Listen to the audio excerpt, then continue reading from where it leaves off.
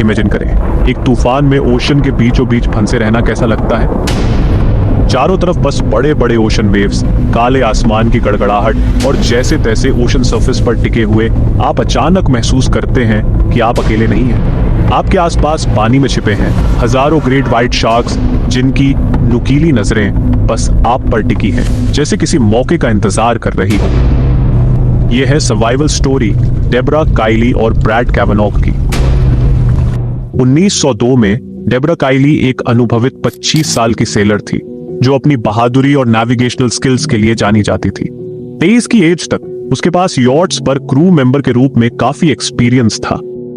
काइली के लिए various selling jobs लेना एक रूटीन था और बाद में 1982 में उसे एक 18 मीटर यॉट, जिसे ट्रैशमैन कहा जाता था, के लिए क्रू बनने का कॉन्ट्रैक्ट मिला। इस यॉट का काम नए मालिकों को मेन सिटी से फ्लोरिडा ले जाने का था। ये एक सीधा फॉरवर्ड ट्रेवल होने वाला था, जो उसने पहले भी कई बार किया था। इस जर्नी के लिए क्रू में कैप्टन जॉन लिपी, काइली का दोस्त ब्रैड कैवेनॉग और 2 additional crew members Mag Mooney और मार्क एडम्स शामिल थे।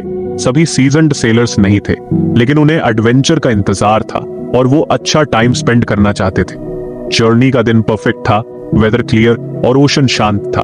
क्रू ट्रैवल एंजॉय कर रहे थे, ड्रिंक्स लेकर रिलैक्स कर रहे थे और स्टोरीज शेयर कर रहे थे। सब एडवेंचर और ओशन व्यू का मजा ले रहे थे, कॉन्फिडेंट और एक्साइटेड फील कर रहे थे।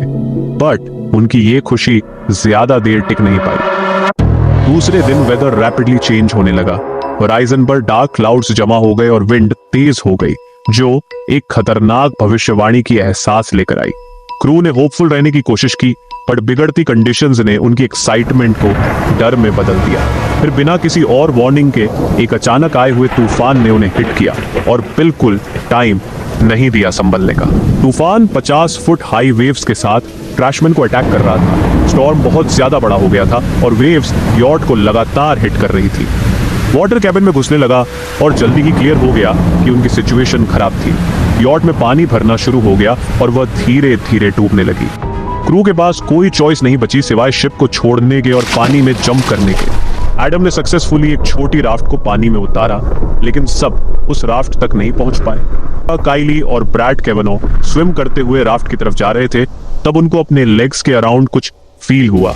शुरू में उन्होंने सोचा कि शायद वो एक दूसरे से टकरा रहे थे, लेकिन ब्रैड ने नीचे देखा तो उसे उसके लाइफ का सबसे हॉरिफाइंग और स्केर्ड सीन दिखा। हजारों शार्क उनके नीचे तैर रहे थे। आखिरी एनर्जी के साथ सब राफ्ट में चढ़ पाए, लेकिन शार्क उनके नीचे कंटिन्यूअसली तैर रहे थे। उनके फिन्स पानी के सरफेस पर दिख रहे थे। ग्रेट व्हाइट शार्क्स हर तरफ थी। डेबरा ने जब यॉट के आखिरी पार्ट को ओशन में डूबते देखा तो उसको लोनलीनेस और फियर ने घेर लिया। उनकी यॉट को गहराइयों में गायब होते देखकर वो बहुत ज्यादा अलग और कमजोर फील कर रही थी इस वास्ट ओशन में। उन्हें समझ नहीं आ रहा था इतने शार्क्स वहां क्यों थे। जल्दी ही उन्होंने रियलाइज किया कि मैग, एक और क्रू मेंबर, उसके लेग में स्टॉर्म के दौरान इंजरी हुई थी। उसके ब्लड की स्मेल ने शार्क्स को अट्रैक्ट कर लिया था और वो एग्रेसिव हो गए थे। एक शार्क ने राफ्ट के अटैच्ड रोप को पकड़ लिया और उन्हें पुल करने लगा। टाइम गुजरने लगा और क्रू राफ्ट पर स्ट्रगल करते रहे। मैग के लेग में बहुत पेन था इन्फेक्शन की वजह से, और तीसरे दिन तक क्लियर हो गया था कि उसको ब्लड पॉइजनिंग हो गई थी। साथ ही क्रू का पानी खत्म हो गया था। वेदर चेंज हो गया था और सन उन्हें खुले आसमान में बर्न कर रहा था। उनकी प्यास और बढ़ रही थी। सब लोग प्यास के कारण मजबूर हो रहे थे सॉल्ट वाटर पीने के लिए, लेकिन डेबरा बार बार उन्हें समझाती रही कि वो गलती ना करें। लेकिन जॉन और मार्क डिसअपॉइंटमेंट होके सॉल्ट वाटर पीने लगे, जो उन्हें हेलुसिनेशंस तक ले गया। इस सब की अगली बड़ी ट्रेजेडी तब हुई जब जॉन को हेलुसिनेशन हो गया कि उसने किनारा देखा है। वह पानी में कूद के तैरने लगा, जबकि बाकी लोग चिल्लाकर उसे वापस बुला रहे थे। लेकिन थोड़ी ही देर में वह पानी के नीचे खींचा चला गया और फिर कभी वापस नहीं आया। डेबरा को तुरंत समझ आ गया कि क्या हुआ था। शार्क ने जॉन को पकड़ लिया था। उस डरावनी साइलेंस ने सब कुछ साफ कर दिया था कि वह अब चला गया। मार्क भी लगभग तुरंत ही रियलिटी से दूर जा रहा था। उसे भी हेलुसिनेशन होने लगी थी। वो कुछ अलग बातें करने लगा, जैसे कि सिगरेट और बियर लेने के लिए स्टोर जाने की। अचानक उसने खुद को पानी में फेंक दिया। डेबरा ने इस पल को अपनी जिंदगी का सबसे बुरा पल बताया, जब उसने शार्क को मार्क के बॉडी के टुकड़े टुकड़े करते हुए देखा। उसका डर बहुत ज्यादा था। शार्क के डेंजरस अटैक के दौरान राफ्ट लगभग पलट गई थी, लेकिन उनके साथ मिरेकल हो गया। राफ्ट वापस सीधी हो गई। मेग की हालत देखकर साफ था कि वह भी अपनी बिगड़ती हुई ब्लड पॉइजनिंग के कारण ज्यादा समय तक जीवित नहीं रह पाएगी। शाम होते ही मेग पॉइजन की वजह से धीरे धीरे खत्म हो गई और डेबरा और ब्रैड यह सब देखते रहे। सुबह तक वह पूरी तरह से मर चुकी थी। भूख और प्यास से परेशान ब्रैड ने थोड़ी देर के लिए मेग के शरीर को खाने के बारे में सोचा, लेकिन डेबरा ने उसे समझाया कि उन्हें जीवित रहने पर फोकस देना चाहिए। मेग की हालत के कारण राफ्ट का फर्श ब्लड, पस और समुद्री काई से भर गया था। मेग के कपड़े और ज्वेलरी संभल कर निकालकर डेबरा ने डिसाइड किया कि अगर वो सरवाइव कर गए तो वे उन्हें मेग के फैमिली को लौट आएंगे। इसके बाद उन्होंने मेग के लिए प्रे की और उसकी बॉडी धीरे से ओशन में छोड़ दिए। इसके बाद डेबरा और ब्रैड ने राफ्ट को साफ करने में काफी टाइम लगाया, मेग के शरीर के सारे निशान को मिटाने की कोशिश में। लेकिन सफाई करते टाइम ब्रैड गिरकर पानी में चला गया, जहां शार्क के हमले का खतरा था। डेबरा ने अपनी बची हुई एनर्जी जुटाई और ब्रैड को राफ्ट पर वापस खींचने की कोशिश की, बट डेबरा काफी कमजोर हो गई थी और ब्रैड वापस चढ़ नहीं पा रहा था। सडनली एक न्यू स्ट्रेंथ के साथ ब्रैड ने कुछ टाइम अपनी बची हुई एनर्जी स्टोर की और वापस राफ्ट में चढ़ गया।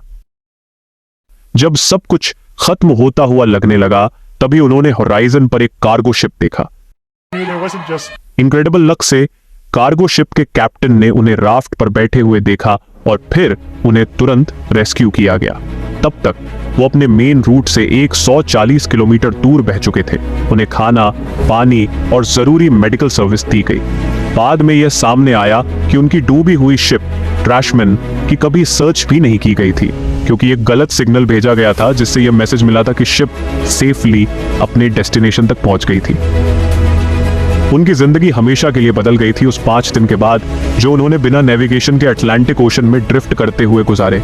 जो हॉरिबल एक्सपीरियंसेस उन्होंने झेले, उनके घर वापस आने के बाद भी उनके साथ बने रहे। अगले कुछ सालों तक डेबरा के लिए अपने दोस्तों के डेथ को भूलना मुश्किल रहा, जब शार्क्स उन्हें खा रहे थे। इस इंसिडेंस ने उसे साइकोलॉजिकली अफेक्ट किया, जिससे वापस अपनी पहली जिंदगी में लौटना मुश्किल हो गया। ब्रैड को भी प्रॉब्लम्स का सामना करना पड़ा और उसने इस एक्सपीरियंस को कांस्टेंट सर्वाइवल में होने जैसा डिस्क्राइब किया। आखिर में यह मेंशन करना जरूरी है कि कुछ लोगों को इस कहानी की सच्चाई पर डाउट्स हैं जो सर्वाइवर्स ने सुनाई थी। पूरे क्रू में से सिर्फ वही 2 लोग सर्वाइवर्स बचे। कुछ लोगों को यह सोचने पर मजबूर करता है कि शायद इस कहानी में और भी कुछ हो जो उन्होंने हमसे शेयर नहीं किया। शायद हम कभी यह जान नहीं पाएंगे। अगर आपको यह हॉरिफाइंग सैड स्टोरी पसंद आई तो देखिए हमारे नेक्स्ट इनक्रेडिबल सर्वाइवल स्टोरीज।